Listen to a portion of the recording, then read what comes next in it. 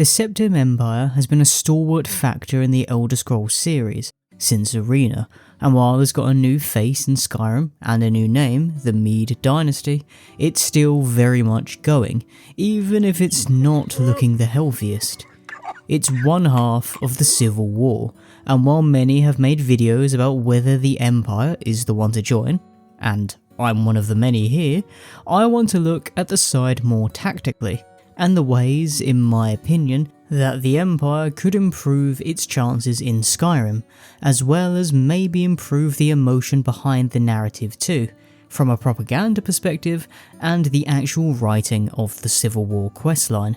This, of course, means looking at the Empire's leadership in Skyrim, specifically at General Tullius, and how the circumstances changing following both our and Alduin's entrance, leading to Ulfric getting away, might mean he needs more help to get the job done. We'll also look at what happens if the Empire do win in Skyrim and what that will mean for the country as a whole.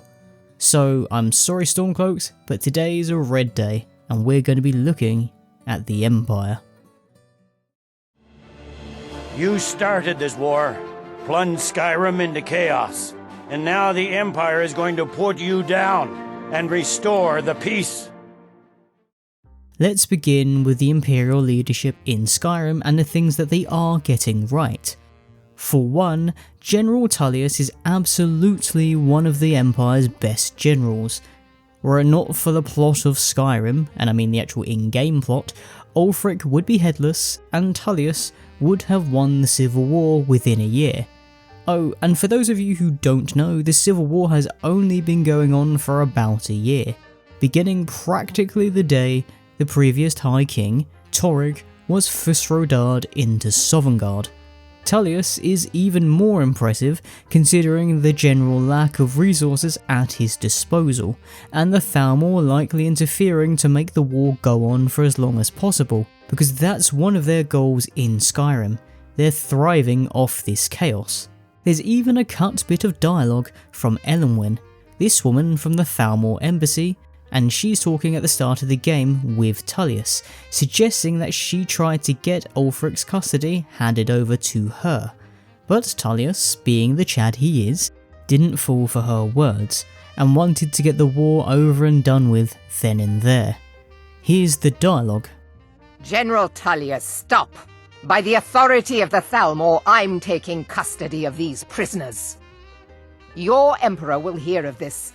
By the terms of the White Gold Concordat, I operate with full Imperial authority. You're making a terrible mistake. This shows that, while Tullius has to adhere to the wishes of the Thalmor to some degree because of the White Gold Concordat, he is both willful and intelligent enough not to fall for the Dominion's tricks and to actually do something about it. He shows throughout the Civil War questline as well that while he doesn't understand the Nords and their culture, he is wise enough to listen to those who do. This is where Rikke comes into the picture as Tullius's right hand and the one who knows the score in Skyrim. Theoretically, this is quite a balanced unit, and I have to point out, yet again, that Tullius had won the war when he captured Ulfric. He set up an ambush at Darkwater Crossing, when Ulfric only led a few soldiers on some form of mission, and then brought him to Helgen to basically end the war. It wasn't his fault that Alduin decided to show up right then and there, but this changed all the circumstances, and Tullius doesn't necessarily have the best tools to deal with said circumstances. Now, in a discussion about tactics and the things that the Empire should be doing, it's kind of useless to actually talk about just grabbing the Dragonborn, because it's a cheap answer. So that's why, for the sake of this video, we are assuming that the Dragonborn isn't getting involved with the Civil War, because it's like using a nuke in a fistfight.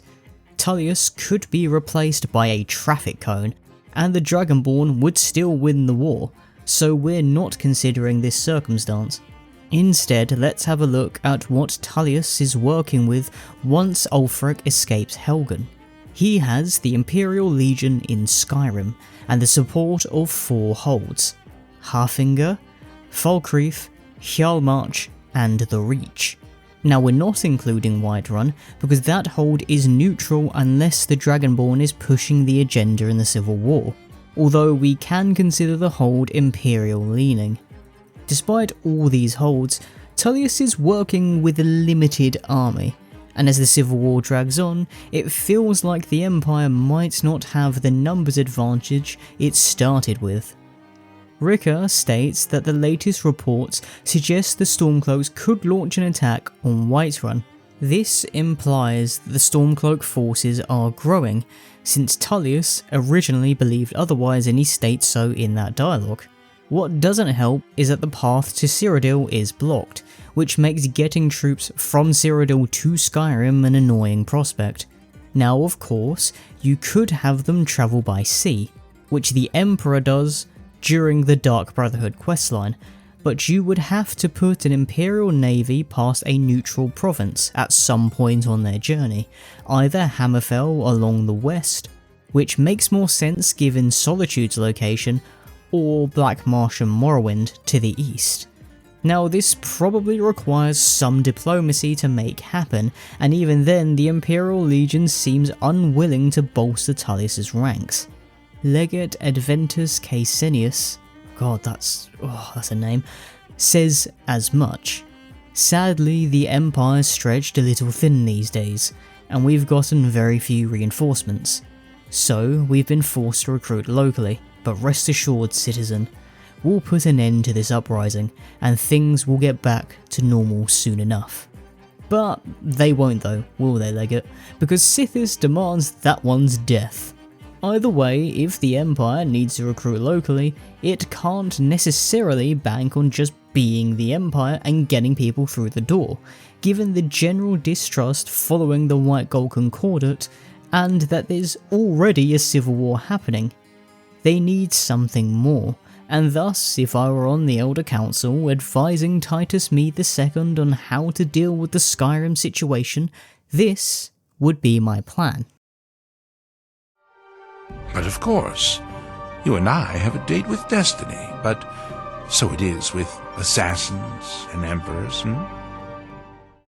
Now let's assume I can't convince the Emperor to send soldiers over because I'm really not that persuasive, and thus the Civil War can't be won with brute force. The Thalmor are coming, and there's no way of knowing how long the war in Skyrim will take place, so Titus decides to keep most of the legions in Cyrodiil. We also hear that, following his capture and subsequent escape, there isn't an opportunity to catch Ulfric out of Windhelm again, considering that in-game he just doesn't leave his city.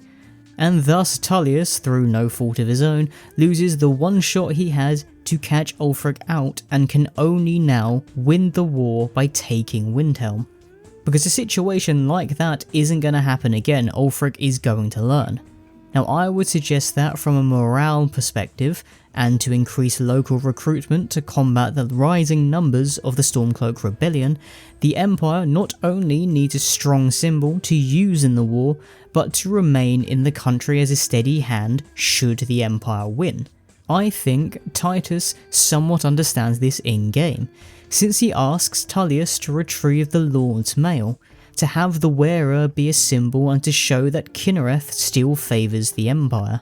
Now granted, this comes from a Creation Club item, so I'm unsure how canon it is, but it does come with the anniversary edition of the game, so it is coming from an official edition of Skyrim. But take it with a pinch of salt.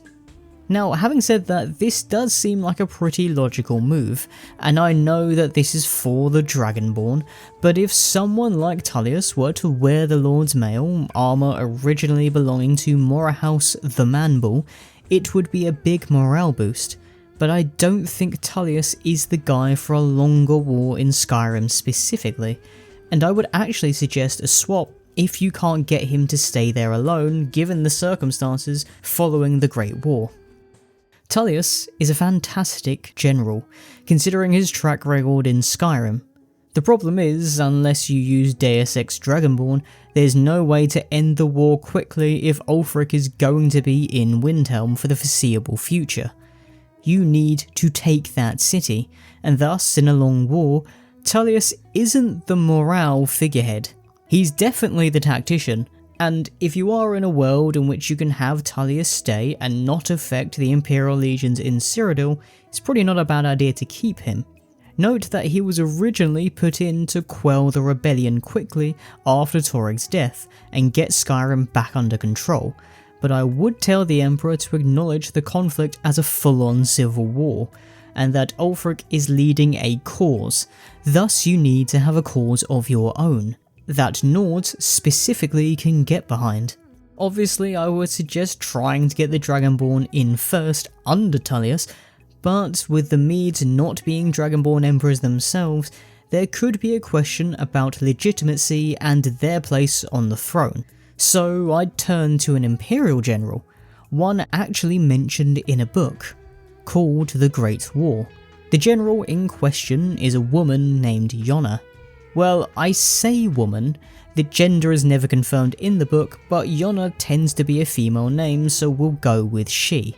Now she was one of the main leaders in the most important battle of the Great War, the Battle of the Red Ring, where the Empire fought tooth and nail to retake the Imperial city after it had been seized by the Mede Dominion.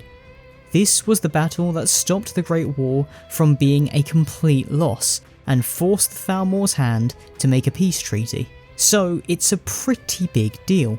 General Jonna was the leader of the Nord legions, and she was instrumental in this victory. Long story short, while she isn't really talked about in Skyrim, Jonna has the unique perspective of being both an Imperial and Nord hero, since the Empire would be part of the Mede Dominion otherwise, and the Great War would have been a straight loss. But there are a few issues we have to iron out with this idea of mine. One is that we don't know what happened to Jonna. As I said before, no one really talks about her, and we don't even know if she is a she. Now, in this hypothetical, I'm part of the Elder Council, so I assume I would know, but even if she's still around, she's probably getting on a bit. The Battle of the Red Ring was the last battle of the Great War, and took place around 26 years before Skyrim, so even if Jonna was a young general back then, maybe in her late 20s, she'd be in her mid to late 50s in Skyrim. So she's probably older than Tullius, who I assume is in his early to mid 50s, but as long as she's not in her 70s, she can still do a job. I mean, look at Roy Hodgson. If the Empire is in a situation where it cannot afford to lose a general in Cyrodiil, then I would suggest switching Tullius with Jonna, and the idea of having a Nord hero lead the Imperial legions in Skyrim would make the whole cause more emotional. Now, if we're assuming she's retired, then perhaps she could be persuaded to be Tullius's advisor, and the figurehead of the cause. Of course, Tullius will be the one actually doing the military work, but Jonna will be the one around Solitude, perhaps seen in Elisif's court. She's the kind of person you can get a propaganda machine working behind, whereas Tullius can only really be a general. He's not a Nord, and he doesn't understand Nordic traditions, and while he respects them to some degree, he's clearly dismissive of the Nords when he talks to Rikke. Now, could he be a good propaganda figurehead in Cyrodiil? Maybe, we're not really sure of the Cyrodiilic opinion of him, but with Jonna, given her achievements, this probably wouldn't be the case, and she could theoretically know how to undermine Ulfric's message. Even if she isn't that popular in Skyrim, a bit of good propaganda goes a long way. Now, on the topic of Ulfric, he apparently distinguished himself during the Battle of the Red Ring, according to the Skyrim Prima official game guide, so he should have fought under Jonna's command given that she was leading the Nord legions, and it doesn't really matter if this bit of information is true. It's propaganda, and you could reframe this as Ulfric being the traitor, the one who betrayed the Nord hero and what Nord should be, Jonna, whom he originally fought under. He went against his mentor, And you could double this up with him going against the way of the voice, since he was going to train to be a Greybeard before he originally left to fight in the Great War. In general, it's important that the Empire treat the Nords with more respect and actually appeal to them more, because they're the ones they're trying to recruit, they're their only option at the moment. And also, if there's one rebellion, there can always still be another. You've got to try and placate them somehow. Still, Jonna alone won't fix everything, and there is a bit of an elephant in the room we have to address. Elisif the Fair. With the passing of my dear husband Torrig, the weighty position of Jarl has fallen to me. Please direct questions to my steward. To begin with, I want to say that I feel sorry for Elisif. She was never meant to be Jarl, let alone a candidate for the High Queen title. She's a young woman who married into the royal family, and lacks all the things that supporters of Ulfric claim that he has in spades. Now she is a Nord, so that does help the Imperial messaging somewhat, but Ulfric is seen as a warrior, strong, experienced and charismatic, especially in the eyes of his followers, and Elisif doesn't really seem to have anyone's respect. People see Tullius as the true power in solitude, as stated in both the Prima Guide and by Elisif's own cook, Odar, which is a problem for a few reasons. For one, Tullius is an Imperial who doesn't really get Nord culture. His being the one to run the Imperial side kind of looks like the Empire wants to take away any kind of Nord autonomy and just make Skyrim a puppet nation. Sure, tactically, he's the best chance they've got, but it's still not a great look, and it makes it very easy for Ulfric's followers to point at Solitude and say that this is exactly what they're fighting against. What makes this even worse is that Elisif doesn't even run her own hold, and has Falk Firebeard do most of the work. Now, on top of that, I'm not even 100% convinced that Tullius wants to be in Skyrim. He is an Imperial, and I assume he lives in Cyrodiil. He's only been in Skyrim for a year, and he's practically only there to quell the rebellion and bring some order after the chaos of Torrig's death. So it follows that even if the Empire do win without John Skyrim doing a carry job, Tullius is just going to pack up and leave once the fighting's done and things have largely settled down following a moot, a meeting of the Jarls to determine the next High King or Queen. So where does this leave Skyrim? While Elisif might have potential, she needs a lot of time and guidance, so Falk Firebeard will be the real power behind the throne, and he's already spending a lot of time trying to convince people that Elisif is fit for the role of not High Queen, but Jarl, something he's failing at if the chef's account is anything to go by. So how does the Empire try to fix this, and give their backed ruler in Skyrim a chance to actually do well? The Nords themselves could take matters into their own hands with a moot, selecting a stronger leader. Although moots are basically a formality at this point, and Elisif is practically a shoo-in for the High Queen if the Empire win. I don't think someone like Bolgroth could get in as High King through the moot if the Empire do win. It's just not going to happen. Well, that's why I suggested General Jonna as a figure that could potentially stay and guide Elisif to help her to progress into the ruler that Skyrim needs, while being the strong hand to keep the country together as a former Nord general and war hero. Another option is, of course, Elisif remarrying and getting a king consort. You could nominate generic John Skyrim for this too, so that he and Elisif are a sort of Alassea and Morehouse combo.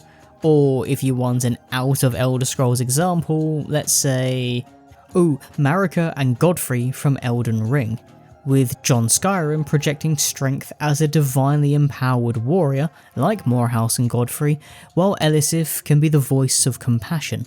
More so Alassea than Marika in this example. Now, we can't marry her, so I'm not going to fully consider this an option, but who could Elisif even marry? She's the High Queen at this point, so if she doesn't want to marry, she doesn't have to. Although the thought of heirs to the throne is probably going to force her hand at some point, just to make sure that there isn't going to be infighting the second she kicks the bucket. I can't really come up with any solutions though here, and in my opinion anyway, her not really being fit for the role of either Jarl or High Queen puts the Empire in a bit of a hole in Skyrim. After a rebellion, you need a strong hand to keep things stable, especially if you're in the Empire situation and want to spend as few resources as possible on another province because you know a war is coming. Elisif might be that one day with the right guidance. Theoretically, she's kinda like Clay, given how early she is in her Jarl development and that she doesn't really have a connection to a ruling family, other than being married into one. But you need a strong hand now, and I don't just mean after the war is done. You need one as the war is happening, since one side is fighting to put a dude on Skyrim's throne, while the other is fighting for an emperor in a foreign country, and after Titus gets the Sithis treatment, I'm not really sure who the legions are fighting for. If you're some farmer, tavern worker, shop clerk, iron miner, or town guard, the kind of people you want to recruit for the Imperial Legion, and these people probably aren't as aware about foreign affairs because it's not like Skyrim has the internet or newspapers, it's tough to get behind a foreign leader. I mean, it's tough today and we have the internet. Now again, I do think General Jonna as an advisor could help in this circumstance, even if it's purely for stability, but this is all abstract because we don't really know what Jonna's like. Yeah, my entire plan is just I hope that Jonna can carry the situation, but it's not like this is the only option, and it's also not like you can't just fight for the Empire yourself and carry that side to victory. You are Jon or Jane Skyrim after all, the last Dragonborn, but even then, there might be a few issues. In the name of Kine, in the name of Shor, and in the name of Atmora of old, you are Ysmir now, the Dragon of the North. So, fighting for the Stormcloaks is pretty clear in its outcomes for the Dragonborn. You fight for Ulfric, get him on the throne, act as his divinely empowered champion, then get to chill until the war against the Aldmeri Dominion inevitably happens. It's simple, and while you're an important weapon, your role is as a soldier and servant. It's clear. It's more ambiguous with the Empire because you're the Dragonborn, not just some regular soldier. For one, the White Gold Concordat means the Thalmor have a lot more authority over the Empire, and it's not like we've endeared ourselves to the Thalmor as the Dragonborn. We've raided their embassy, sided with the Blades, which is in direct violation of the White Gold Concordat, and stole a bunch of their intel. I mean, we're not even taking into account all the patrols that you guys have probably done in, because that's definitely something I do in all my playthroughs. Now the Thalmor could state that, to not start another war, we have to be given over to them, as we are their enemy, and this puts the Empire in a very awkward position. There is the option of just saying no, and starting the Great War too early, especially since the last Dragonborn is packing some biblical heat. But if the Emperor's dead because of, reasons, the Elder Council may decide that getting a new Emperor is a bigger priority than having the Dragonborn by their side. On that note, with the Dragon Blood and undeniable proof that you are, in fact, Dragonborn, this could prompt the Elder Council to consider Jon or Jane Skyrim as a candidate for the next Emperor. The Dragonborn has historically been the litmus test as to who should be Emperor, so putting in the Dragonborn as Titus Mede's successor, if he has no obvious heirs, makes logical sense, even if I'm 99% sure Bethesda won't go down that route. The problem becomes if he does have an obvious heir, like a child, a nephew, a cousin, something or other, and the Elder Council wants to put them in, but sees the last Dragonborn as a threat to the next ruler's legitimacy. As we saw with the letter from Titus Mede to Tullius, it's clear that controlling the narrative about divine favour matters, which is why the Lord's Mail is such a priority, and with the Dragonborn being favoured by Akatosh through the Dragon Blood, Kinnereth through the title of Ysmir given by the Greybeards, and Shor/Shazar/Lorcan, whatever you want to call them, through them travelling to Sovngarde, someone so clearly favoured by the gods could prove to be a political issue with the next emperor and be a problem for the legitimacy of how the Mede Dynasty currently operates. Giving us up to the Thalmor could be an easy way to deal with that, and a way to write out the Dragonborn from the Elder Scrolls 6, since the Scrolls protagonists tend to go missing in the next game. The Nerevarine went to Akavir, and well, the hero of Kvatch is now Sher Gorath, so he's technically in Skyrim, but like, come on, that's a cameo at most. Still, this is assuming that Bethesda will even think that far ahead, and is going to pay any of this any mind. Dragonborn neutrality seems like the most natural option, given how divisive the Skyrim Civil War has become, and damn if I haven't milked that divisiveness. Still, let's talk about the narrative with the Imperial cause, and the flaw I have with Tullius as a character, or at least a narrative tool, even if he is a great general. No, what are you doing? What are you doing? No, what are you doing? What are you doing? There was a misinput. Calm down! You calm the fuck down! There's a misinput! The problem with Tullius from a narrative standpoint is the general lack of emotion around him as a character, both in-game and out of it. As I've said before, he's simply a man doing his job, and yes, he's good at this job, but he's also quite limited. Okay, sure, he captured Ulfric and should have been able to end the war then and there were it not for the literal apocalypse dragon coming in to ruin the day. He also completely turned around the Imperial cause in the Civil War, practically single-handedly. But now that you're looking to recruit Nords into your cause, it's difficult for him to endear himself to them through purely just competence. And being competent is only going to win over, or at least put more confidence in, those already on his side. If you want to sway the neutral Nords, who could potentially join the cause, or even mercenaries who want to join the winning side for some cash, it's important to have someone who elicits more emotion narratively. People feel strongly about Ulfric, whether positively or negatively, but I don't see or feel that same emotion around Tullius either in-game or in the Elder Scrolls community. To be fair, the emotion mainly comes from Elisif and her grief over her dead husband, then being thrust into a role that she was not ready for. Now I do think this works reasonably well, but from an Imperial perspective, she's not really a Civil War leader, she has almost no bearing on the quest, and it feels like you have more interactions with her away from the questline, like with the Patema situation. Plus, it's not always easy to follow someone if pity is the main emotion that person or character elicits. Now, for a very out there analogy, we can look at football managers. When Liam Rossinier was in charge of Chelsea, and he was the former permanent manager of Chelsea, if you can call any manager at Chelsea permanent, I felt a lot of pity for him because he clearly wasn't ready for the role.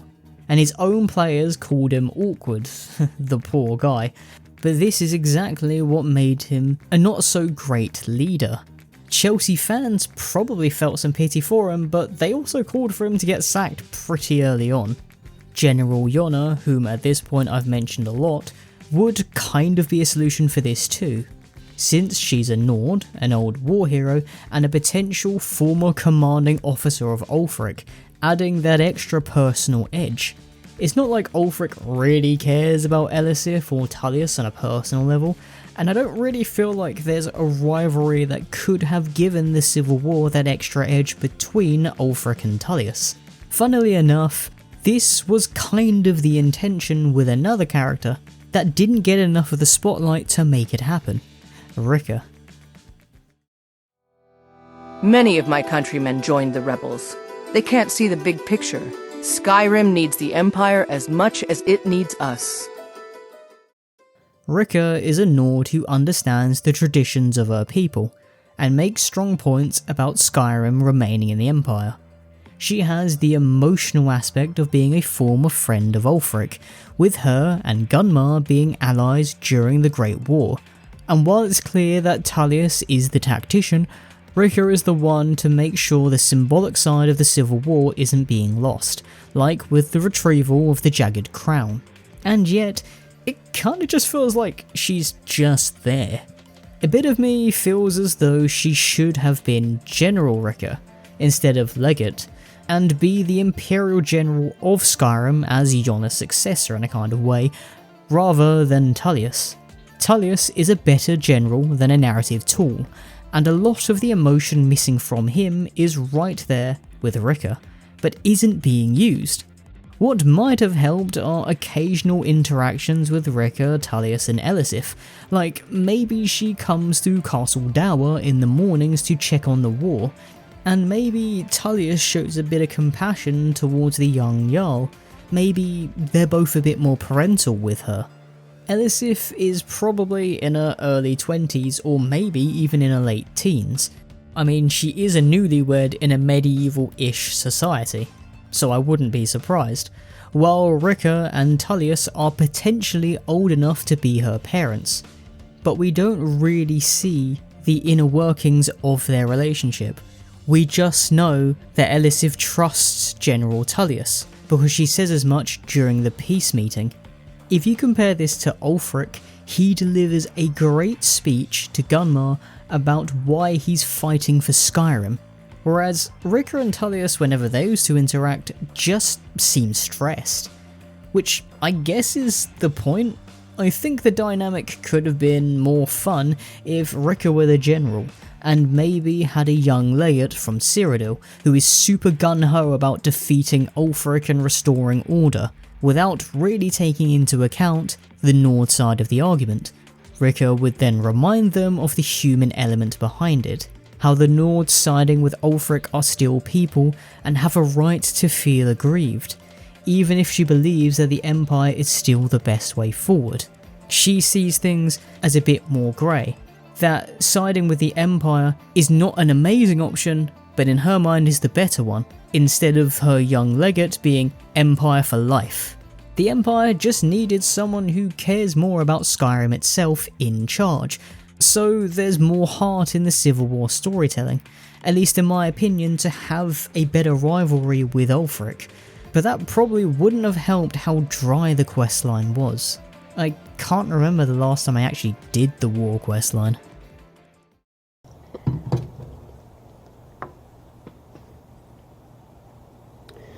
My disappointment is immeasurable, and my day is ruined. Thanks for watching guys, and that's right, I'm still milking the Skyrim Civil War, and I'm going to continue to do so because I really am that shameless. Let me know if a video on neutrality interests you, because that's where I stand out of, well, sheer laziness, but I have a few notes about it too. This will probably be my last Civil War video for a while anyway, unless it does really well, mainly because of non-lore heavy deep dives, like my gold video, went really well, so hopefully expect a variety of Elder Scrolls stuff in future.